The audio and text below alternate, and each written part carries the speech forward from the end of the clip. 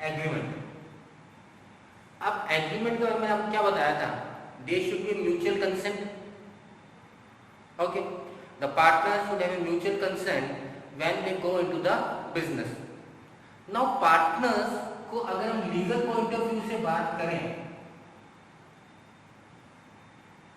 अगर हम पार्टनर्स को लीगल पॉइंट ऑफ व्यू से बात करें तो लीगल पॉइंट ऑफ व्यू क्या बोलता है, अबव 18 होना चाहिए,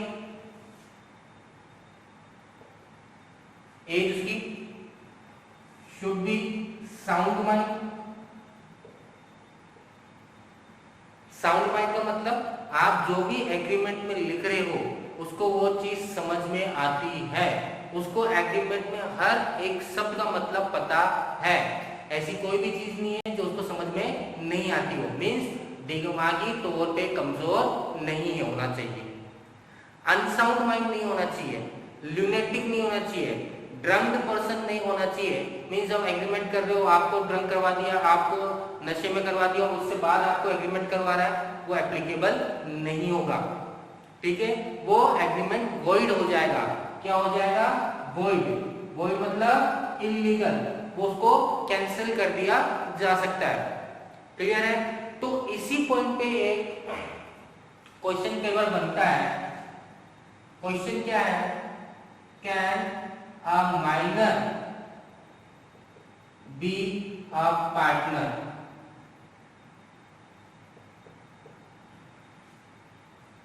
क्वेश्चन छोटा सा है, इजी लगता है क्योंकि ये पढ़ा अपन ने कि भाई अबव 18 होना चाहिए, साउंड माइंड होना चाहिए, अनसाउंड नहीं होना चाहिए, लुनेटिक नहीं होना चाहिए। Clear. So can a minor be a partner.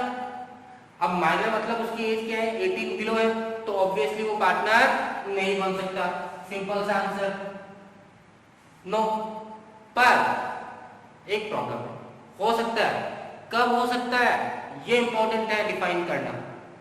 अगर सभी पार्टनर्स मिलके एक माइनर को एज ए पार्टनर एंटर करवाना चाहते हैं, ओनली फॉर प्रॉफिट शेयरिंग, ध्यान से सुन लेना, no, as a minor can not be a partner, but if all the partners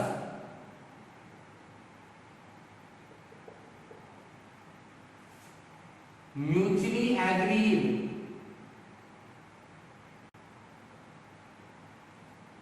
क्या इंपॉर्टेंट है, म्यूचुअली एग्रीड होना, सभी का कंसेंट होना चाहिए। मान लीजिए 3 पार्टनर हैं और तीनों पार्टनर में से एक ने मना कर दिया तो वो पार्टनर नहीं बन सकता माइनर। तीनों एग्रीड है, जितने भी पार्टनर सबको क्या करना पड़ेगा, एग्री होना पड़ेगा। क्लियर है। सबसे important, only for profit sharing, means loss distribute उसके साथ नहीं किया जाएगा। अगर फर्म को प्रॉफिट होता है तो उसको प्रॉफिट दिया जाएगा, किसको, माइनर पार्टनर को। अगर फर्म को लॉस होता है तो माइनर पार्टनर्स के हिस्से में लॉस नहीं आएगा। छोटा सा क्वेश्चन है, एग्जाम में कई बार पूछा गया है, वेरी इंपॉर्टेंट, अंडरस्टैंड। तो पहली बात तो एग्रीमेंट, और एग्रीमेंट जो होगा क्योंकि लीगल है, ठीक है, लॉ के थ्रू होगा, और लॉ बोलता है it should be between the partners और it should be between the persons who are above the age of 18, means majority attain कर लें, and should be of sound mind, unsound mind, lunatics नहीं होने चाहिए। Then can a minor be a partner, no, but if all the partners mutually agreed and he comes only for sharing profit, then a minor can be a partner. Clear? Okay. Understand? Clear है सबको ये बात? Okay. Next point.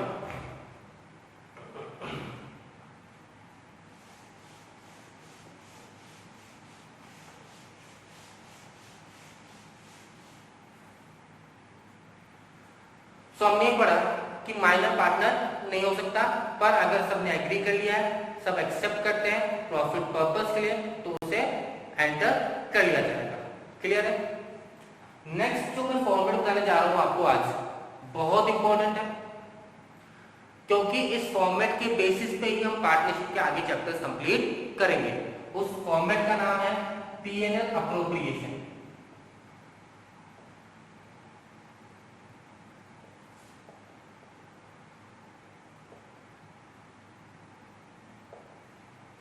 क्या नाम है? PNL appropriation. PNL appropriation क्या बोलता है? मींस जो फर्म प्रॉफिट अर्न कर लेती है। अब प्रॉफिट कब अर्न करते हैं? क्या समझा कितना प्रॉफिट कमाया हमने? ट्रेडिंग एंड पीएनएल अकाउंट बना के। ये पीएनएल अकाउंट नहीं बोल रहा मैं, ट्रेडिंग पीएनएल अकाउंट बनाते हैं। 11th क्लास हमने पढ़ा है। क्या निकल के आता है? नेट प्रॉफिट या नेट लॉस। उस नेट प्रॉफिट या नेट लॉस को क्या करेंगे? वो तो फर्म ने कमाया, फर्म के एक्सपेंसेस को डिस्ट्रीब्यूट कर दिया, इसमें भी पार्टनर्स का कोई हिस्सा नहीं है। वो प्रॉफिट को जो फर्दर डिवाइड किया जाता है, किसको? जो नेट प्रॉफिट को फर्दर डिवाइड किया जाता है किसमें? पार्टनर्स में। उसे क्या बोलेंगे हम? पीएनएल अप्रोप्रिएशन बोलेंगे। क्या बोलेंगे? PNL appropriation.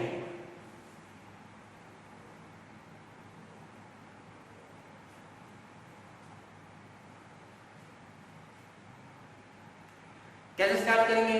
सबसे पहले हम लिखेंगे बाय नेट प्रॉफिट। क्या लिखेंगे? By net profit. ये कहां से आएगा? जो ट्रेडिंग और पीएनएल अकाउंट बनाया है वहां से नेट प्रॉफिट, उसको क्या कर देंगे? यहाँ पे कैरी फॉरवर्ड कर लेंगे। यहाँ पे लिख देंगे बाय नेट प्रॉफिट। और ये प्रॉफिट किसमें डिस्ट्रीब्यूट करना है? पार्टनर्स में। अब पार्टनर्स को क्या क्या देते हैं? देखिए, पार्टनर्स को हम सैलरी देंगे टू सैलरी। जैसे मान लीजिए 3 पार्टनर है, ए, बी और सी, तो तीनों की कितनी सैलरी मिल रही? ए, बी, सी। सैलरी लिख देंगे उनकी। क्लियर?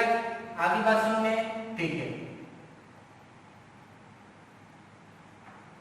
पार्टनर्स को कमीशन दे रहे हैं तो कमीशन लिख देंगे। इसी तरह से जिस पार्टनर को 2 कमीशन, अगर ए को दे तो कमीशन ए, अमाउंट यहां लिख देंगे, बी अमाउंट यहां लिख देंगे। क्लियर? ओके, क्लियर है बात? समझ में आ गई? कोई भी चीज समझ में नहीं आई तो वो आप किस में करोगे? कमेंट सेक्शन में बता देना मुझे। और क्या देंगे पार्टनर्स को? Interest on capital. क्या बोलते हैं उसे? IOC, interest on capital. Interest on capital होता है क्या है? जो पार्टनर्स ने कैपिटल बिजनेस के अंदर लगा रखा है, जो पार्टनर्स बिजनेस में पैसा कंट्रीब्यूट किया है जितना, उसके ऊपर पार्टनर्स ने जो डिसाइड किया है पार्टनरशिप डीड में कि आपको 10%, 5%, 6% जो इंटरेस्ट मिलेगा, उतना उनको इंटरेस्ट यहाँ पे दिया जाएगा। जैसे ए को दे रहे हैं तो ए अमाउंट यहाँ लिखेंगे, बी अमाउंट यहाँ लिखेंगे, सी अमाउंट यहाँ लिख देंगे। अगर कुछ भी पैसा पार्टनर ने डिसाइड किया है कि हम इस पैसे को अक्यूमुलेट कर देंगे, रिजर्व करेंगे, रिटेन्ड करेंगे। रिटेन अर्निंग का मतलब वो पैसा जो पार्टनर्स डिस्ट्रीब्यूट नहीं करना चाहते, फर्दर इन बिजनेस के अंदर क्या करना चाहते हैं? यूज करना चाहते हैं, तो उसमें क्या लिखेंगे? To reserve. कितना रिजर्व करना चाहते हैं कुछ पैसा?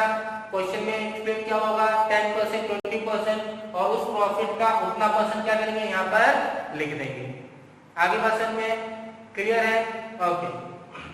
इसी तरह से बाय पार्टनर से कुछ लेंगे फ्री, देते थोड़ी देंगे। क्या लेंगे? मैंने कल एक पॉइंट बताया था आपको, जो फर्स्ट वीडियो में ड्राइंग्स, एक वर्ड बताया था मैंने आपको, ड्राइंग्स। ड्राइंग्स क्या होता है? सबको पता है क्या होता है drawings? When partners take out the cash और the goods from the business for personal use. अगर पर्सनल यूज के लिए कोई गुड्स को या कोई कैश निकालता है तो उसे क्या बोलते हैं? ड्राइंग्स। तो जैसे ही कैपिटल पार्टनर लेकर आता है तो फर्म उसे क्या देती है? इंटरेस्ट देती है। तो इसी तरह से जब पार्टनर कुछ पैसा विड्रॉ करेगा या कुछ गुड्स को विड्रॉ करेगा, ड्राइंग्स, उसे क्या, तो फर्म क्या चार्ज करेगी? उस पे इंटरेस्ट चार्ज करेगी। इसको हम क्या बोलते हैं? By IOD, interest on drawings. क्या बोलेंगे? इंटरेस्ट ऑन ड्राइंग्स, और उसको यहां लिख देंगे। क्लियर? टोटल कर देंगे। इस टोटल अमाउंट में से सैलरी, कमीशन, आईओसी, कुछ रिजर्व तो वो डिडक्ट कर देंगे, और जो पैसा बच गया ये सब देने के बाद वो किस में ट्रांसफर कर देंगे? पार्टनर्स को ट्रांसफर कर देंगे। किस रेशियो में? उनके प्रॉफिट शेयरिंग रेशियो में। किस रेशियो में? प्रॉफिट शेयरिंग रेशियो में है। तो आप बात करेंगे टू, जो बैलेंस बच जाएगा प्रॉफिट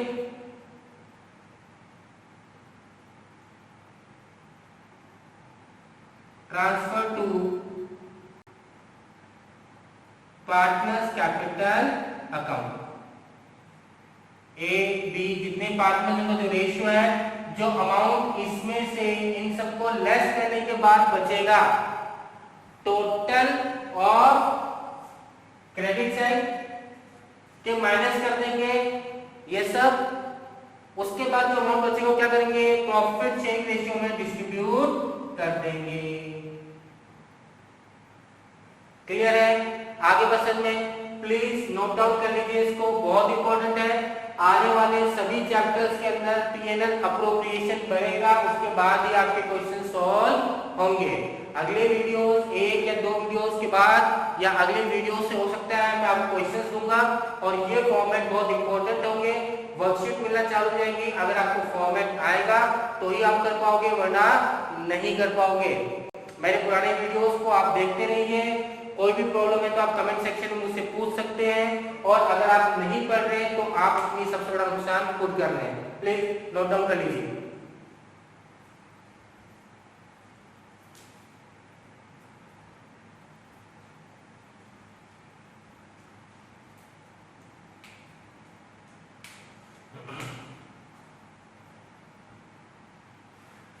तो ये कौन सा फॉर्मेट है? TNL appropriation. अब अप्रोप्रिएशन का मतलब ही क्या है? प्रॉफिट को डिस्ट्रीब्यूट करना। क्या मतलब है? प्रॉफिट को डिस्ट्रीब्यूट करना। दैट्स व्हाई किसको डिस्ट्रीब्यूट करेंगे? पार्टनर्स को डिस्ट्रीब्यूट करेंगे। तो स्टार्ट कैसे करेंगे? फटाफट बताते हैं वापस से।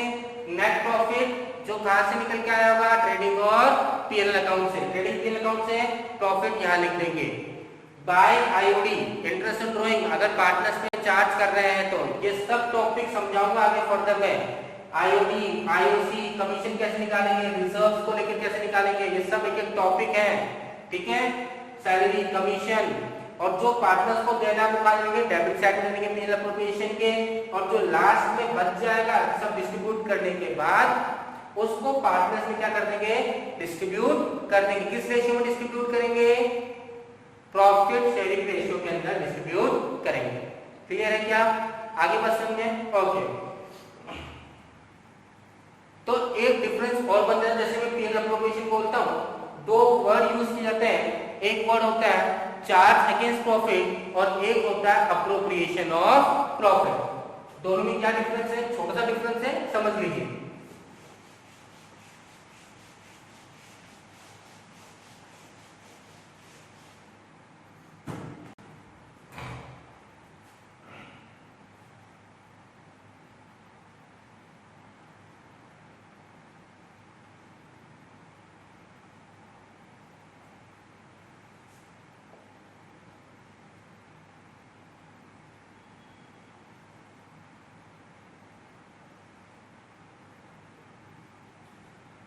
चार्ज अगेंस्ट प्रॉफिट और अप्रोप्रिएशन ऑफ प्रॉफिट, क्या कहना चाहता है ये?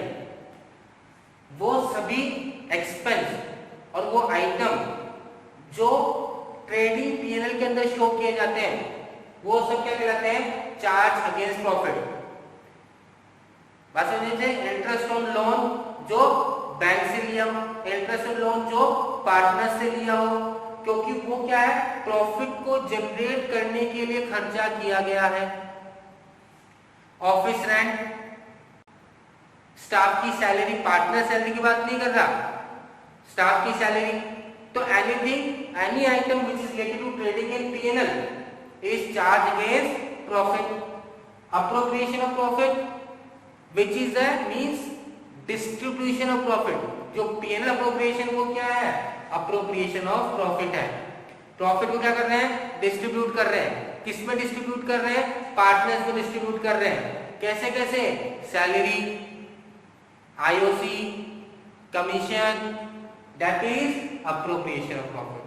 Means when profits are distributed amongst the partner are treated as appropriation of profit, and the item or the expenses which are debited in order to calculate the net profit are charged against profit.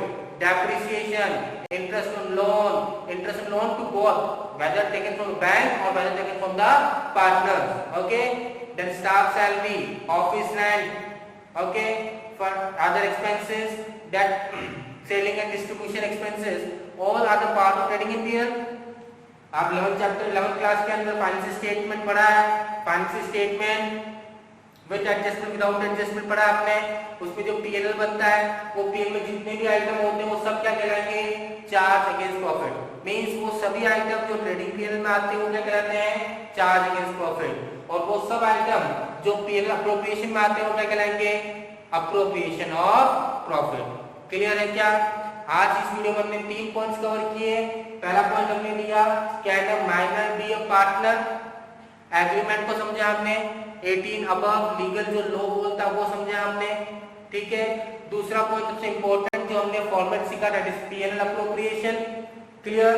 और तीसरा जो मैंने आपको point आज clear किया है that is charge against profit and appropriation of profit. Students please go through the videos, don't miss any videos, otherwise it will cause a chaos in the future. Okay, if there is any problem, I have already told you, please make any inquiry in the comment section and I will solve it in the next video. Thank you.